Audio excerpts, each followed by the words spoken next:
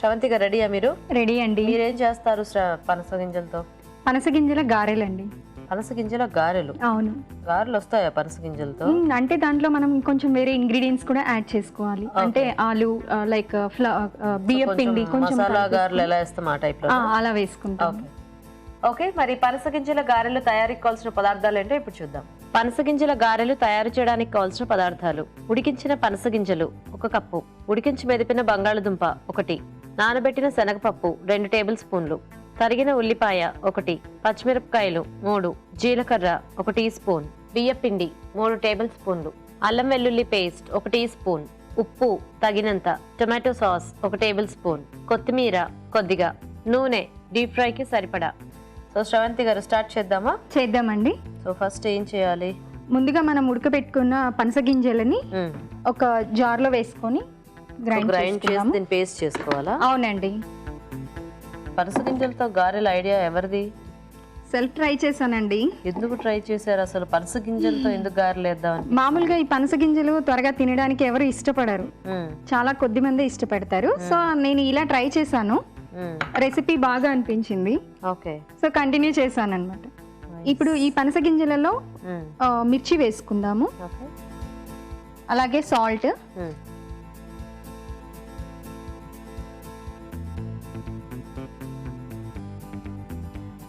So ఏదో కూర fry ఇలా అంటే పోనీ ఐడియా వస్తుంది అనుకోవచ్చు. మీకు అసలు డైరెక్ట్ గా గారెలు ఎందుకు ఐడియా వచ్చింది నాకు తెలియాలి. అదే కర్రీస్ మనం చేసాం అనుకోండి, పిల్లలు ఇష్టపడరు. అదే ఇలా అంటే స్నాక్స్ ఇష్టం కాబట్టి ఇలా ట్రై చేశారా? స్నాక్స్ లాగా తింటారు. ఇందులో కొంచెం అల్లం వెల్లుల్లి పేస్ట్ వేసుకుందాము, ఆనియన్స్ కూడా వేసుకుందామండి ఇందులోనే.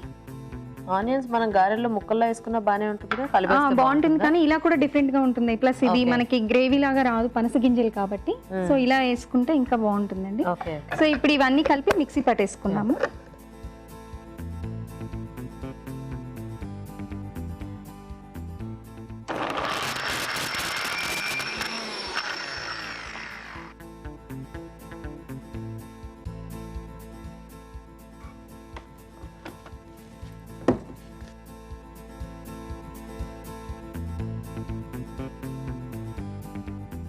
యాక్చువల్గా డ్రై అయిపోయాయి.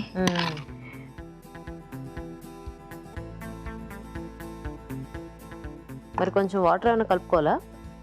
ఇంకొకసారి వేసుకున్న తర్వాత మిక్స్ చేద్దామండి. అవసరమైతే వేద్దాం. చూద్దామండి. ఇప్పుడు మనకు అన్ని మన గారెల పిండి లాగా నలిగిపోయాయి కదా. సో దీన్ని ఇప్పుడు ఇంకొక బౌల్లోకి తీసుకుందాము. ఇప్పుడు మనకి టేస్ట్ తినేటప్పుడు ఎలా ఉంటుంది అంటే ఆ పనస గింజల ఫ్లేవర్ ఏమైనా తెలుస్తుంది? పనస గింజల ఫ్లేవర్ ఉంటుందండి. మామూలుగా పనస గింజల్ని ఉడకపెడితే మనకి లైక్ పిండి లాగా టేస్ట్ వస్తుంది. సో అలాగే ఉంటుందండి గారెలు కూడా. అంటే ఇందులో మనం కొంచెం ఆలు కూడా యాడ్ చేసుకోవాలి. ఇంకెందుకు, ఇది ఆల్రెడీ ఇలా బాగానే ఉంది పేస్ట్ లాగా బాగుంది, కానీ ఆలు యాడ్ చేస్తే ఇంకా డిఫరెంట్ టేస్ట్ వస్తుంది. అంటే పనస గింజల టేస్ట్ తో పాటు ఇది కూడా కొంచెం డిఫరెంట్ టేస్ట్ వస్తుంది అన్నమాట. సో మనం ఉడికించుకొని ఫస్ట్ మెదిపి పెట్టుకున్నాము, దీన్ని ఇందులో మిక్స్ చేసుకుందాము. మీకు ఎప్పుడైనా గారెలు పెట్టారా? పెట్టలేదా? ఇప్పుడు తిందాం. అలాగే ఇందులో జీలకర్ర వేసుకుందాము. ఇద్దరు అంటే కొంచెం దగ్గరలోనే ఉంటారా? దగ్గరలోనే ఉంటామండి. కొంచెం బియ్యం పిండి వేస్తాం, కొంచెం బైండింగ్ కోసం. అలాగే కొంచెం క్రిస్పీగా వస్తాయి కదా. ఇందులో కొంచెం కొత్తిమీర వేసుకుందామండి. సో కుకింగ్ ఇంట్రెస్ట్ అండి, అంటే వెరైటీస్ ట్రై చేయటం? అంటే యాక్చువల్గా జాబ్ చేస్తుండేదాన్నండి. రీసెంట్ గా ఇంట్లోనే ఉంటున్నాను. ఎందుకు వెరైటీస్? పాప ఒక బాబు అండి, బాబు చిన్న బాబు. ఇందులో నానబెట్టిన శనగపప్పు వేసుకుందామండి.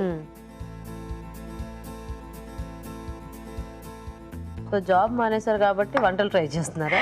అంతే కదండి. పిల్లలు వచ్చిన తర్వాత వాళ్ళ మీద కేరింగ్, వాళ్ళకి ఫుడ్ ఇది పెట్టాలి అది పెట్టాలి అంటూ వెరైటీగా ఇదైపోతుంది కదా. ట్రై చేస్తున్నాం. జాబ్ చేసేటప్పుడు అయితే 3-4 రకాలు తప్పితే ఎక్కువ ట్రై చేయరు కదా. ఫాస్ట్ గా అయిపోవాలి వాళ్ళు అందులో అంతే. అప్పుడు పెద్దవాళ్ళం ఏదైనా తింటాం, పిల్లలు తినాలంటేనే కదా ప్రాబ్లం. సో ఇద్దరు పిల్లలా మీకు? అవునండి, ఒక పాప బాబు. మీ బాబు ఇంకా స్కూల్కి వెళ్తున్నాడా? లేదండి, బాబు just 2 years, second year running. ఏం పేర్లు వాళ్ళిద్దరు పేర్లు? పాప పేరు జస్విత, బాబు పేరు తనుష్ కుమార్. మీ హస్బెండ్ ఏం చేస్తుంటారు? తను విప్రోలో సీనియర్ అనలిస్ట్ గా చేస్తారండి. పేరేంటి? నవీన్ కుమార్. ఓకే. మీరు కూడా ఏమైనా జాబ్ చేసేవాళ్ళ? లేదండి, హౌస్ వైఫ్. ముందు నుంచి హౌస్ వైఫ్. సో మీకు వంటలు అన్ని బాగా వచ్చాయి అయితే, అంటే వెరైటీస్ ఎక్కువ చేస్తూ ఉంటారు. ఇప్పుడు పిల్లలకి కొన్ని ఫ్లేవర్స్ నచ్చవు కదా? అవును. ఇలా చేస్తే బాగానే తింటారండి. ఇప్పుడు ఈ గారెల పిండిని కొంచెం వాటర్ తడితోటి చేసుకొని గారెల్లాగా ఒత్తుకుందామండి. చిట్టి గారెలైనా వేసుకోండి, పర్వాలేదు. అవును, బాగుంటాయి తినడానికి. ఇంకా పిల్లలకి బాగా ఇష్టం, చిన్నగా ఉంటాయి. సో దీన్ని డీప్ ఫ్రై చేసుకుందామండి. మామూలుగా ఇట్లా డీప్ ఫ్రై ఆయిల్ అనేది ఇష్టం లేని వాళ్ళు ఇదే ప్రాసెస్ని మనం ఓవెన్లో కూడా చేసుకోవచ్చు అండి. బేక్ చేసుకున్నా కూడా బాగుంటుంది, ఎందుకంటే ఆల్రెడీ ఇందులో మనం అన్ని ఇంగ్రీడియంట్స్ ఉడికించేసాం కాబట్టి మనకి ఎక్కడ పచ్చిగా ఉండదు. స్వాతి గారు, మీకు ఎంతమంది పిల్లలు? ఒక పాప అండి. ఒకతే పాప. ఏం చదువుతోంది? తను 3rd class చదువుతుంది. 3rd class. పేరేంటి? మనస్వి. మనస్వి. ఒకసారి మా పాపకి హాయ్ చెప్పండి. హాయ్ మనస్వి. మీ వారు ఏం చేస్తుంటారు? మా వారు బిజినెస్ అండి, ఆన్లైన్ బిజినెస్. ఓకే. పేరు? కృష్ణ కుమార్. ఓ, సో ఇవి కొంచెం వేగితే తీసేసుకోవచ్చు కదా? అవునండి. సో తీసేయచ్చా ఇంకా? ఇప్పుడు ఇవి వేగిపోయాయండి, మంచిగా ఫ్రై అయిపోయాయి. వీటిని సర్వింగ్ ప్లేట్లోకి తీసేసుకుందాం.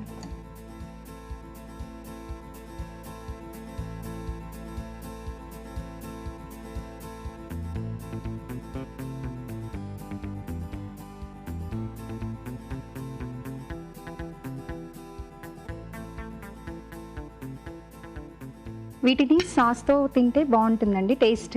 ఓకే. సో వేడివేడిగా పనసగింజల గారెలు రెడీ అండి. నైస్.